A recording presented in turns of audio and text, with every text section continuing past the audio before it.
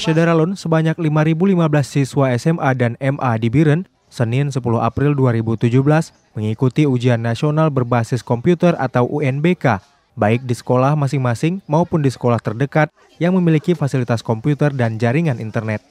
Pelaksanaan ujian sebagian di sekolah masing-masing karena memiliki fasilitas lengkap dan ada juga yang menumpang ke sekolah lain seperti SMK terdekat. Ujian dibagi dalam 3 sesi pertama pukul 7.30 hingga 9.30 waktu Indonesia Barat. Sesi kedua mulai pukul 10.30 hingga 12.30 waktu Indonesia Barat. Dan sesi terakhir yaitu mulai pukul 14 sampai 16 waktu Indonesia Barat. Ujian akan berlangsung hingga 13 April mendatang. Hari pertama kemarin bidang studi bahasa Indonesia, kemudian hari kedua matematika, selanjutnya bahasa Inggris dan hari terakhir adalah mata pelajaran pilihan. Dari Biren, Yusmandin Idris, Serambi On TV.